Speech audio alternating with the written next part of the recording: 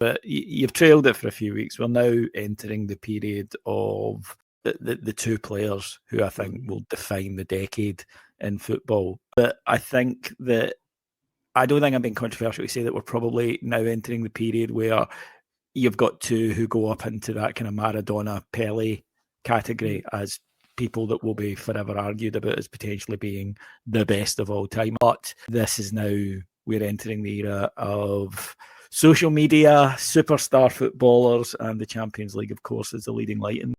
Welcome to And It's Live, the podcast which dives deep into football's most iconic seasons, stories and what-ifs.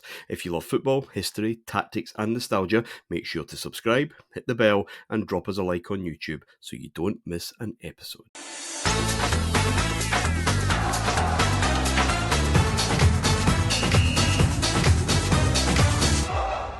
Hello and welcome to this week's episode of The Main Event, the history of the Champions League. We're feeling very modern indeed as we gallop to the end of the noughties. 07-08 is where we start our look back on this episode, and it is really the start of the Premier League's grip, certainly a huge influence on this competition. I'm joined by my two pals as ever. David, Edgar, how are we doing?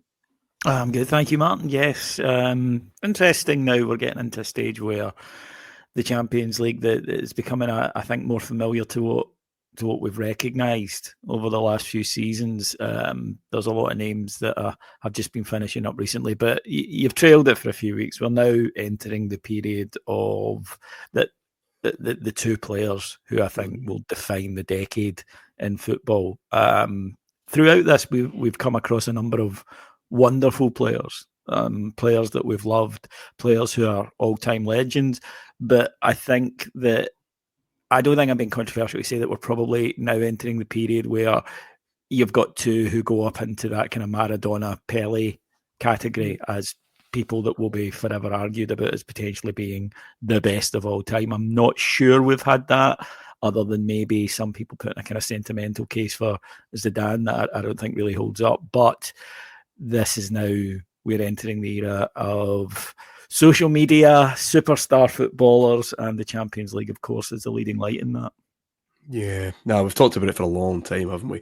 We probably haven't had the Maradona level until now, until this era. I would argue perhaps a greater concentration of great players, but maybe just not one of them. Two of them rising way above their contemporaries. Adam, how are we doing? Yeah, I'm good. I would totally agree. I think it's, in a weird way, it's a bit of a shame as well. I find it a bit of a shame because going through this and trying to pick out some points, I'm like, oh, there's Cristiano Ronaldo scoring 42 goals this season. And I'm thinking, based on what we've discussed over this period, 21, 22-year-olds coming in and scoring 42 goals, you'd be like, Jesus. But then I'm like, okay, over the last 17, 18 years, that's probably one of his lowest tallies. So in a way, it almost ruins that type of thing. The numbers don't really make sense anymore when you're talking about players, because whatever has happened back then, Haaland will be doing in about 4 months, really, in terms of present day. So it kind of ruins it a little bit from that side. But yeah, I would agree with you. I think we're now starting to get to the proper point where the team is more important, I think, overall.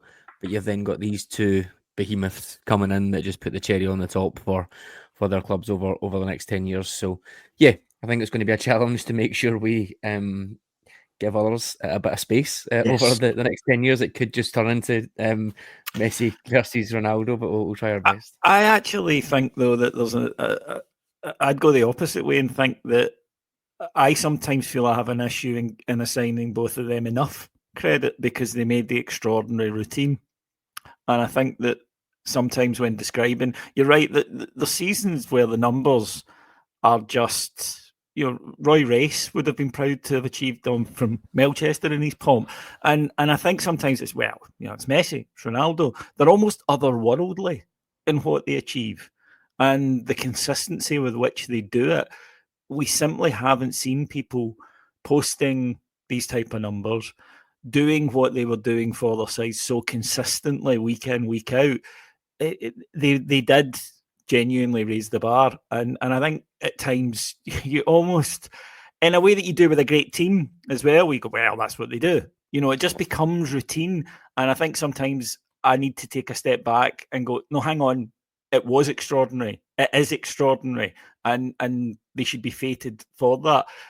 They almost, as I say, make the extraordinary every day. And that I think was why that they were put onto such a level of pedestal. There was no argument other than who's the best, which more often than not just broke down into who do you prefer out the two of them.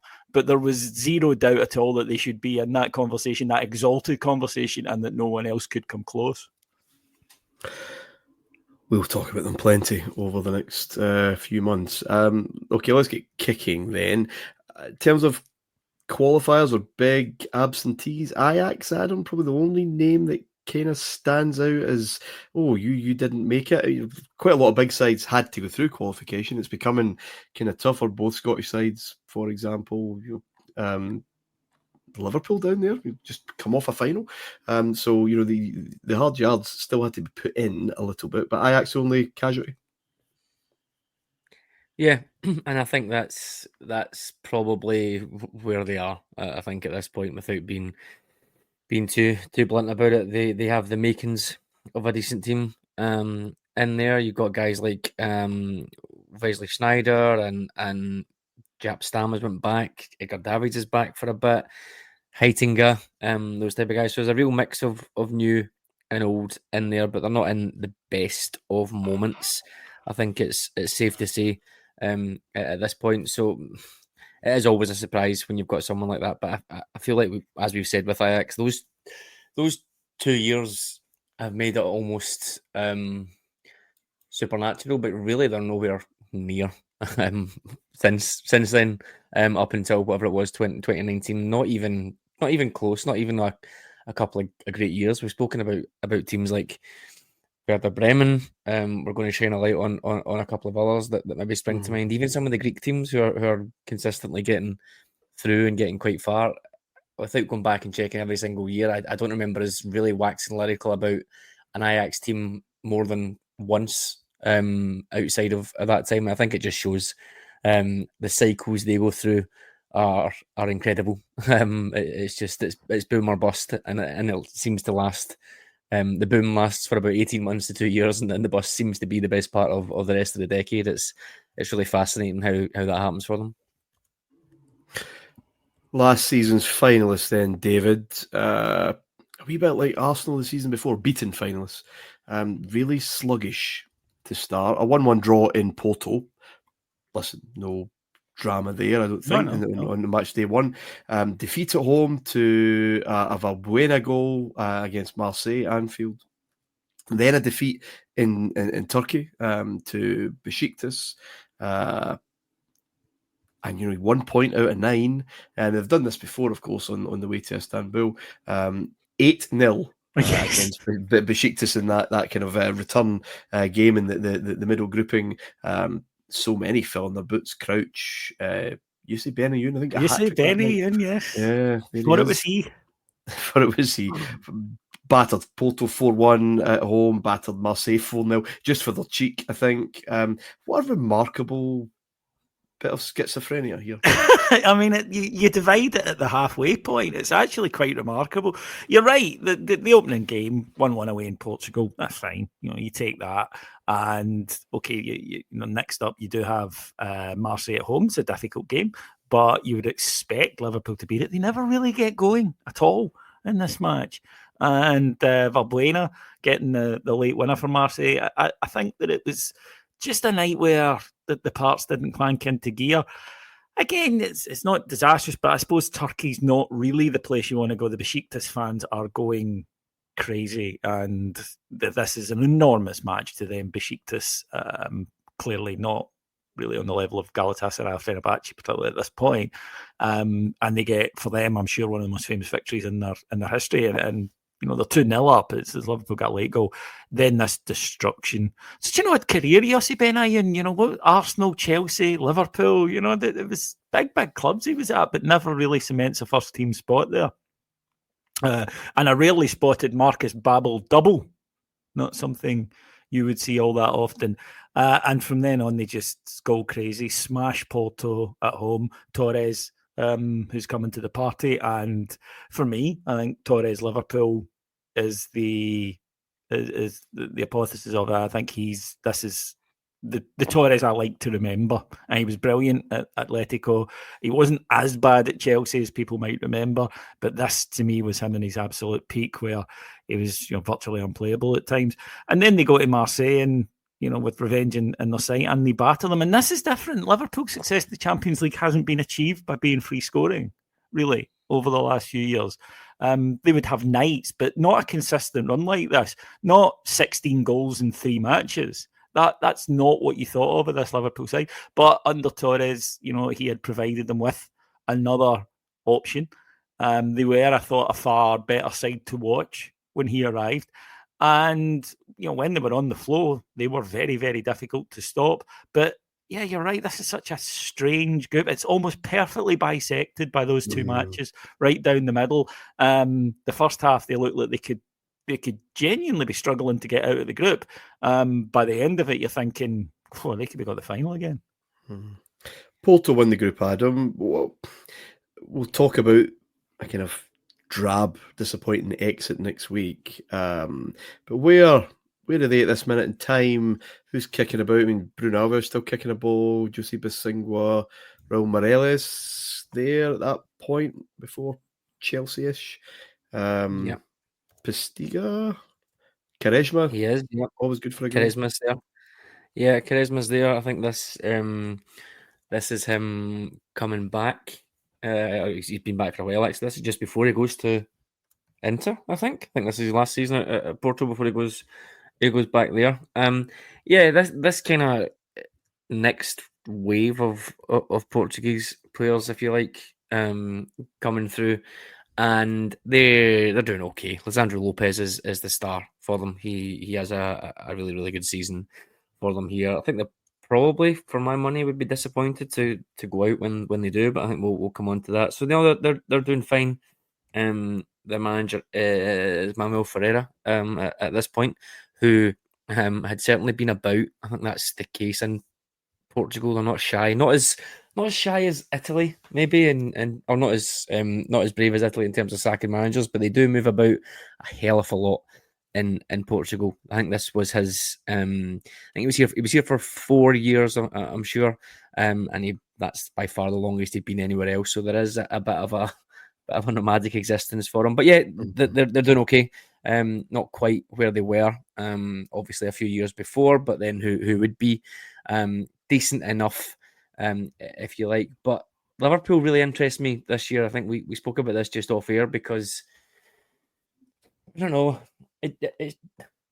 Maybe it's because they won the final, but Benitez football to me just has always burned in my head. That team that won the final, just that Liverpool Chelsea ghost goal kind of drabness, but they're really exciting. Here, there's lots of goals. Torres comes in, who I absolutely loved. He would be up there for me, definitely in my top 5 forwards of the Premier League era.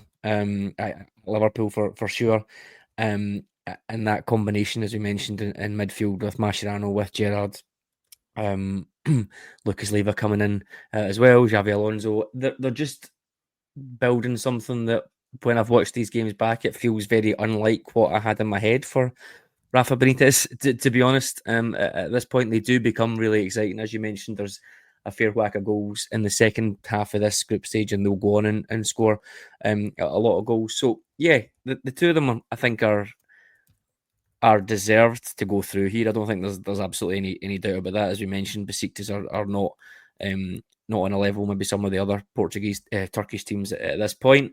Always good to see Marseille going out, as we know. So yeah, I think both of them are well deserved. But I was really surprised watching back Liverpool. Just in my head, I hadn't quite thought they were going to be as free scoring as this. Guys like Ryan Babel as well coming in, who won't really be remembered as a massive impact or a great player, but he had a pretty good season. I think he did okay at points for them, scored a couple of goals in some games here. And it's just that another little step up when you compare to some of the players that they had 18 months to 2 years before. Ryan babbled double. I said Marcus earlier, so I do apologise. Completely different player. For a listener, I think the defender. They both played for Liverpool. It was so. Ryan. Liverpool player, yeah. They were both Liverpool players, so I mean, I wasn't extraordinary out of, but I did mean Ryan. Yes, who I always thought Ryan Babel came across as a guy who, like a lot of youngsters who are fated when they're young, sort of discovered after the legs had gone the motivation, to be a great player. That it's that story that's as old as time, but a young guy who gets by on natural talent, thinks he knows everything, and then actually begins to appreciate, being a footballer and enjoy it at a time when he doesn't have the physical gifts he once had. And I suppose that's it. If only you could put your 30-year-old experience into your 20-year-old body. Well, indeed, in many ways. Ryan Babel, did he bust on to the scene in a under 21 Euros? I seem to remember. He did, Martin, and he was highly, highly rated. I mean, when Liverpool got him, it was considered a bit of a coup, and he was definitely one that, and he was exciting. He was so quick. I mean, lightning quick, great ball carrier, eye for goal, physical attributes as well. He was a big human being, but just didn't quite. And of course, Liverpool had a similar thing, I think, with Jermaine Pennant. Well, indeed. Liverpool, their second half of the group, very, very different from their first. More about that later on with another team for sure. Group B is Chelsea's group, Adam. And if you start or talk at the start of the season that Chelsea are going to cruise through this group, no problem. In fact, they're going to get to the final. Well, of course they are, because it's Jose Mourinho and Chelsea, and that's just kind of where they're headed.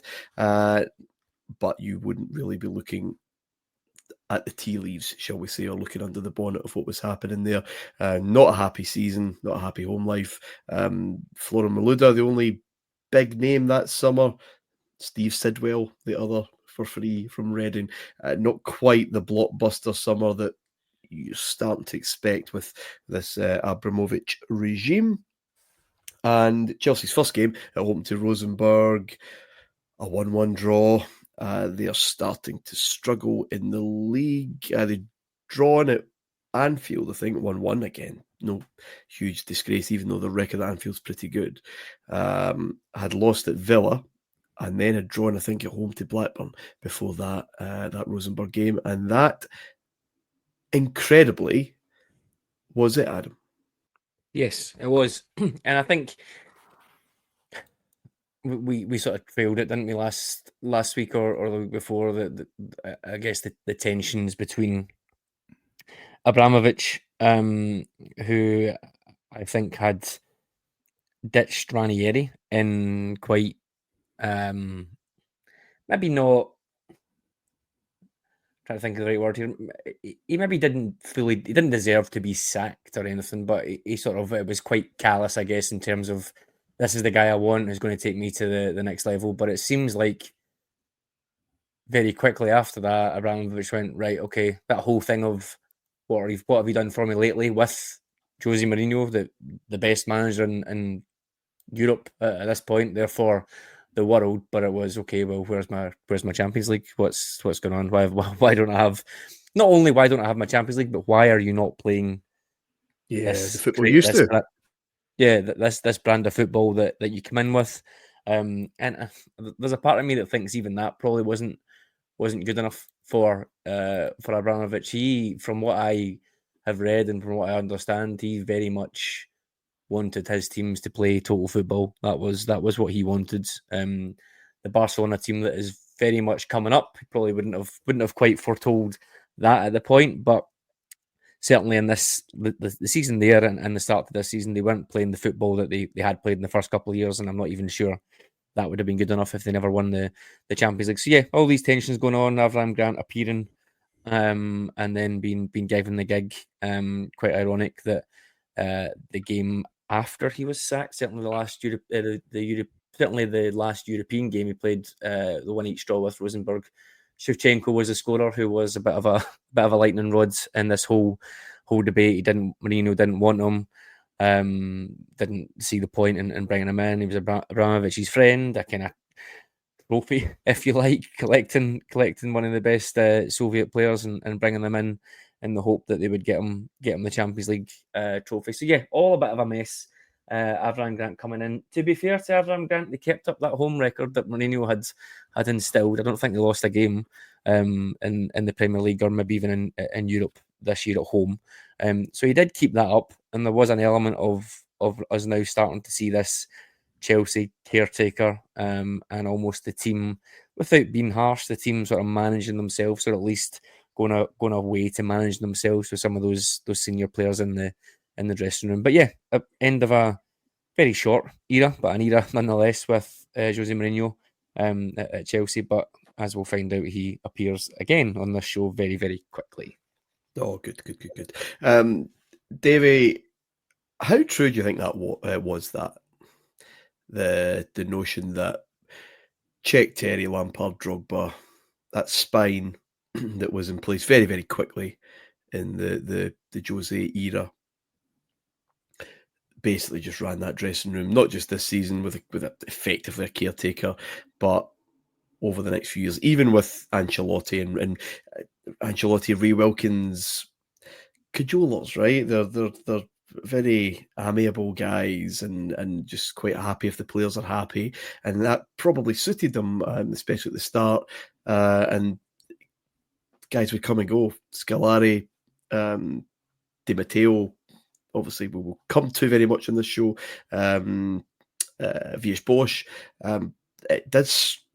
You can see where the narrative's coming from, right? That it is just this core. The dressing room runs itself. We'll put up with a guy for as long as we like.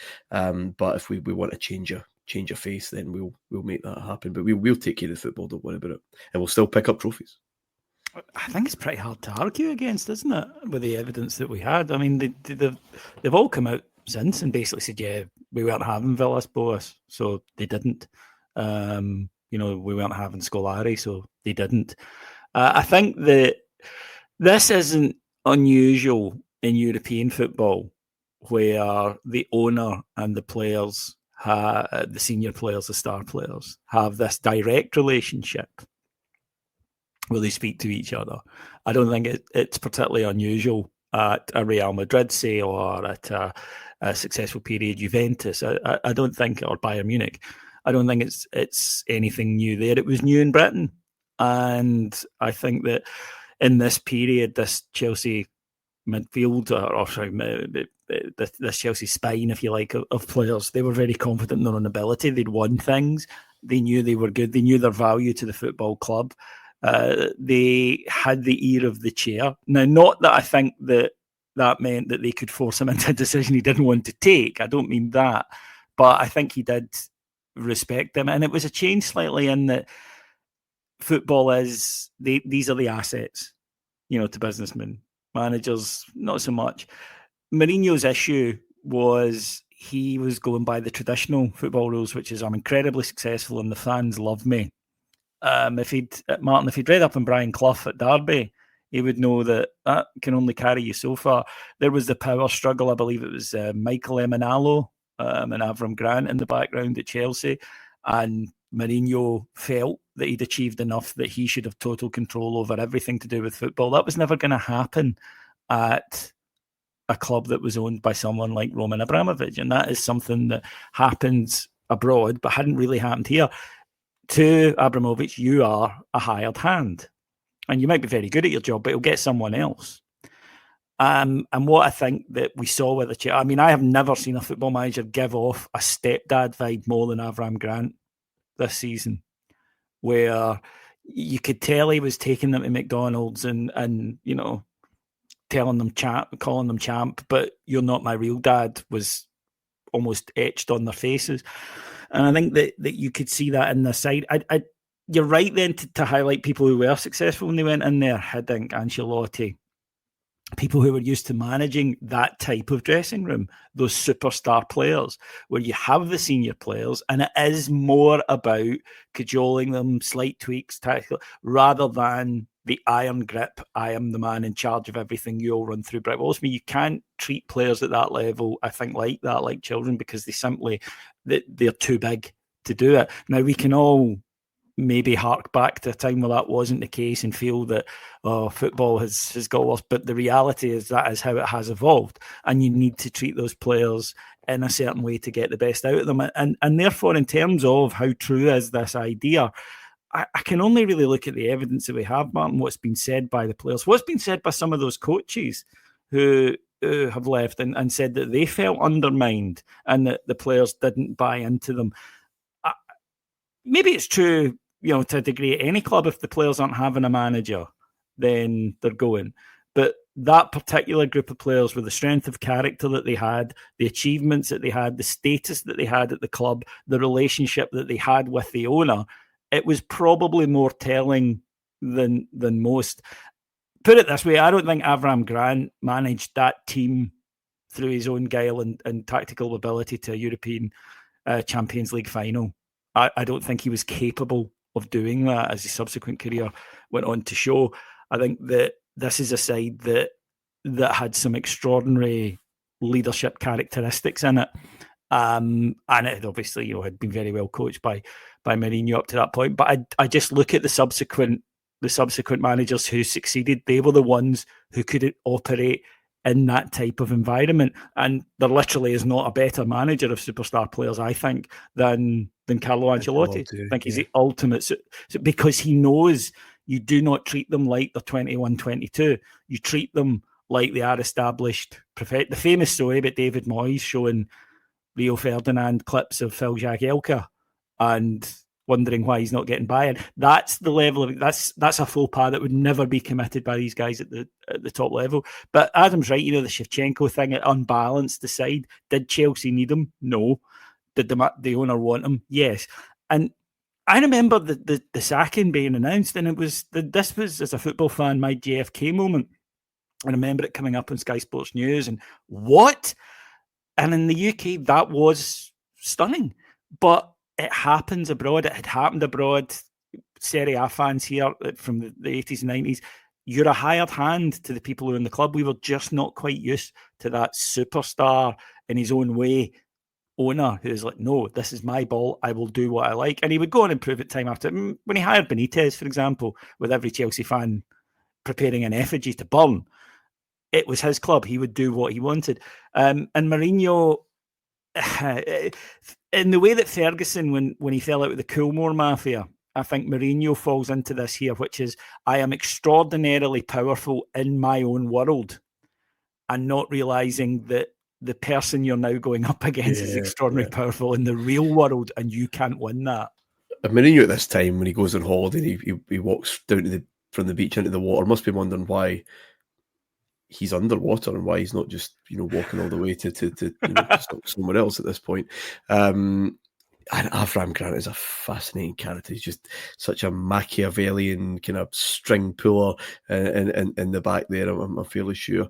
A very stressful job, but he did know how to relax. Adam, this group, Rosenborg got the UEFA Cup spot.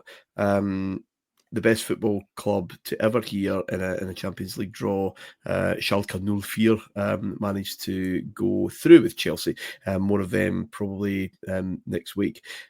But our dear old friends Valencia, such a staple of these shows, bottom. What's going on?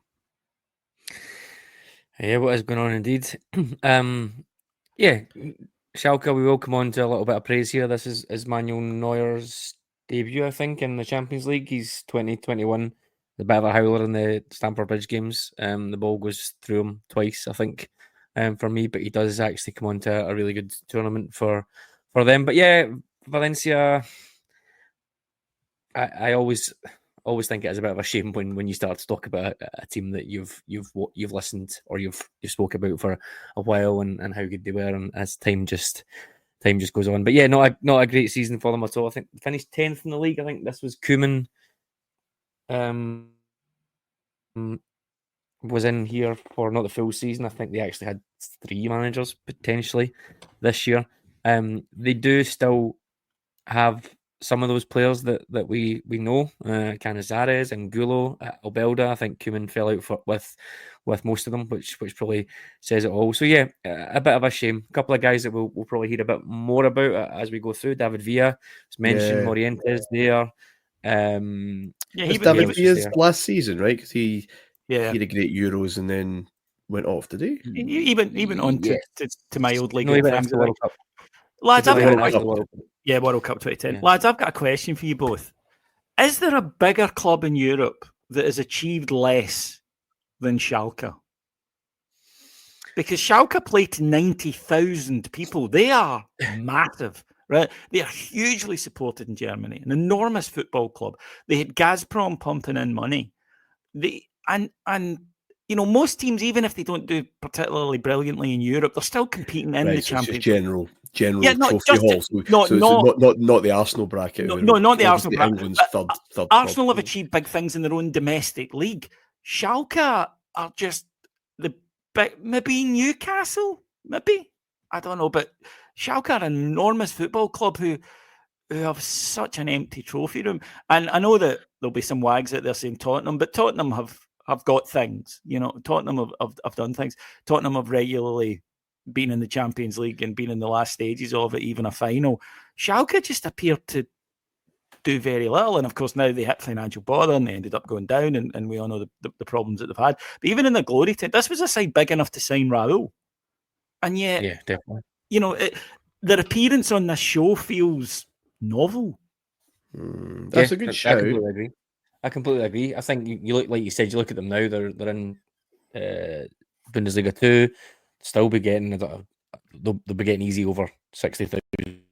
Yeah, probably in that league, which is completely unheard of in terms of attendances for me. So yeah, I think so. Obviously, this period, if you like, this that we're in just now, I think would be for me classed as their high point. They definitely finished second a couple of times, maybe third, more than that as well. But yeah, in terms of actually going and being memorable, I'm kind of coming up with not very much. It'd be interesting to dive into them in a bit more detail in the next few years, because they will be kicking about for, I think, pretty much the rest of this podcast. I think they'll be there more often than not, so it'll be interesting to see if anything comes up on them. But no, that's a good shout. One other person to call out for Valencia, I think, again, I've been rating players on this show, but Juan Mata for me. Of course. For me, Juan Mata, we'll come on to this in more detail.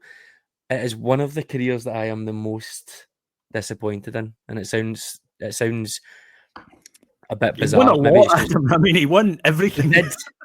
He did win a lot, but there's just one. You know that way when you see a player and you connect with a player and you think that player is going to be this person, or this player, they're going to do this, for want of a better phrase, they're going to make you feel this way. I don't know if he ever done it. I had in my head Juan Mata was going to come along and be the Robin that I had the years before. He was silky. He was very, very cultured, very intelligent. Was never out the back pages of the Guardian for a few years, talking about the coffee shops he was in and the books that he had drunk. That's the wrong word. He drunk. The books that he had read in the coffee shops.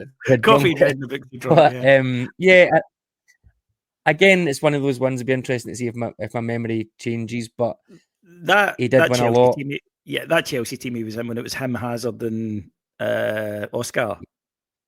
Yeah, I think that was great. It's maybe just more special. That was special. Maybe just more getting sucked into the Man United vacuum. Adam on that. That's the shame. So, but yeah, at this point, loved them. I see where you're coming from. I think there's a good argument there that he didn't maybe make the most. Given where David started the show talking about this era of these two players, he's not selfish enough as a person, is he?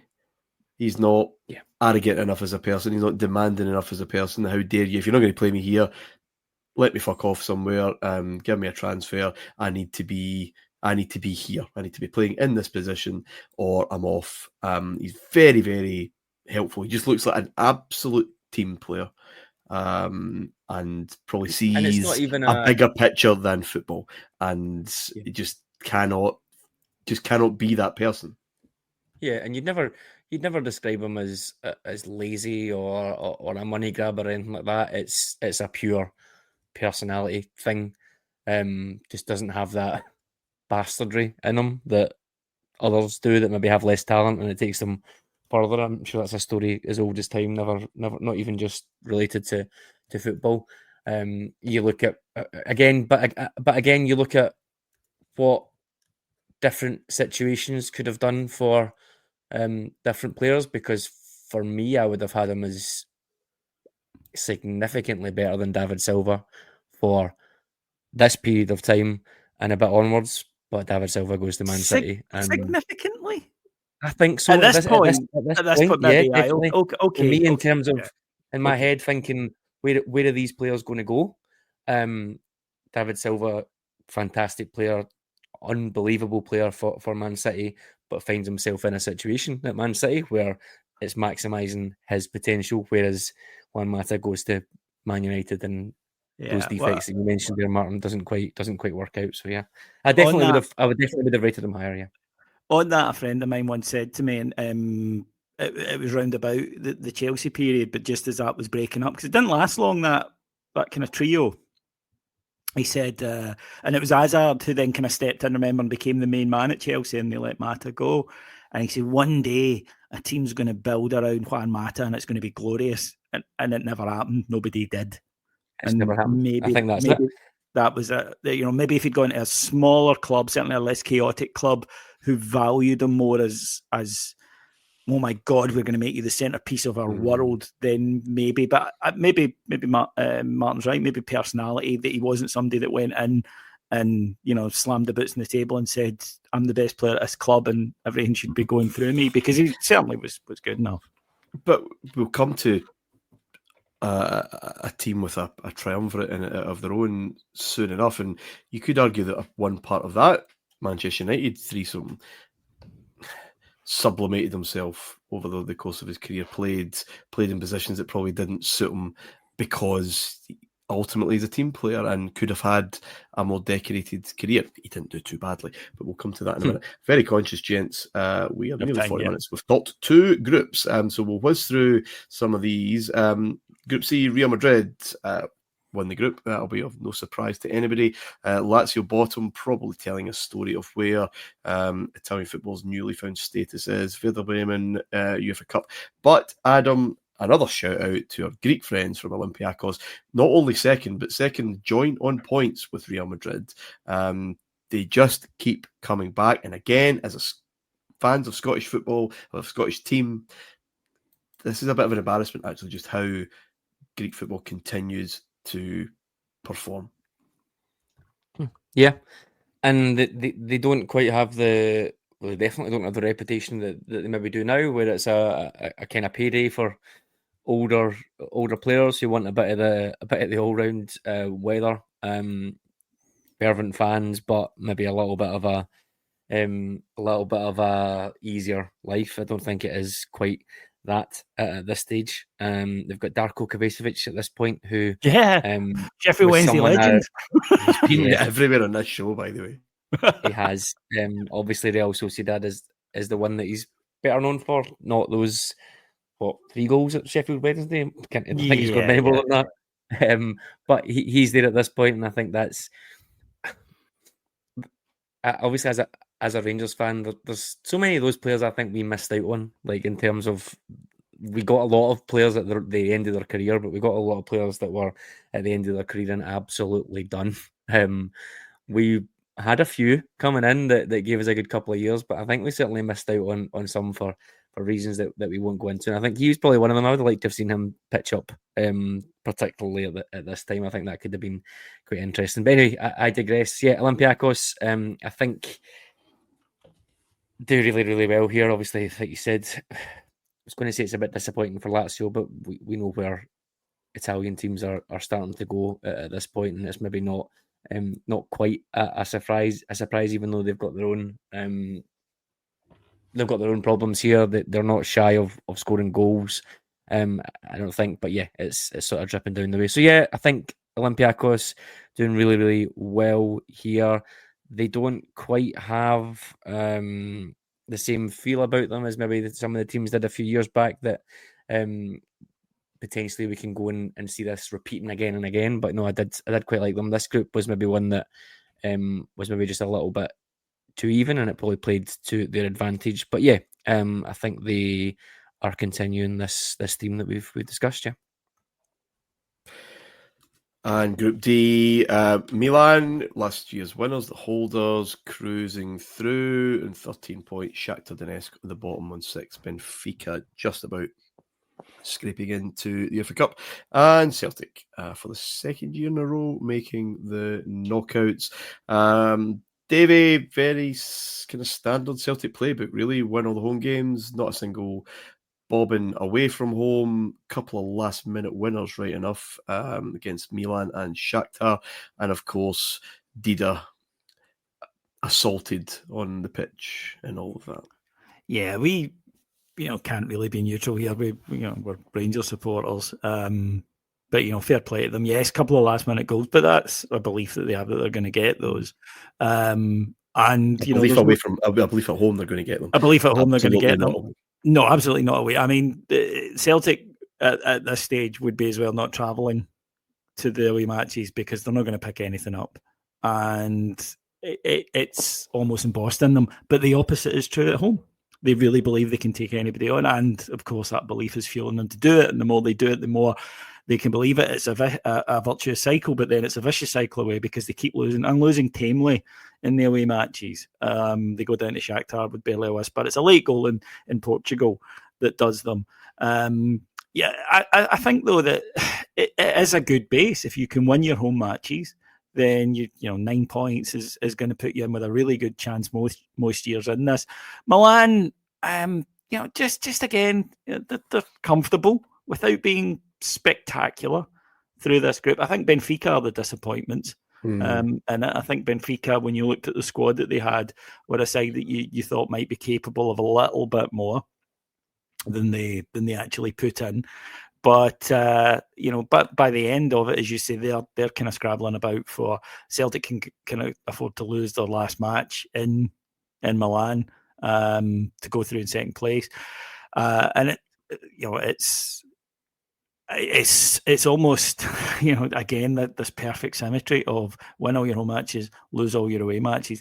So much belief at home, absolutely none on the road. For this Milan side, I think they looked at the group and they said, we're going to do this, and they rather comfortably did, kind of strolled through it, really. The only loss came at Parkhead when they were, I think, as you say, kind of undone by the atmosphere and whatnot. It did affect them, there's no doubt about it. The key result in the rest of the group is Benfica, I think, losing at home to Shakhtar Donetsk. Shakhtar, of course, who would finish bottom. They're the side that you need to be taking points off. Not a bad squad, this Shakhtar squad, Jadson. Well, I was going to ask about that, actually. The bottom Adam, but next season they'll be winners of the UEFA Cup, or I don't know if it's Europa League by then, but certainly one of the last iterations of that. So there's something building there. It just didn't quite happen here. Yeah, they got Lucescu, don't they? He's you're starting to see this. This was the first point that I remembered that Brazilians were starting to move this way. It's obviously the riches of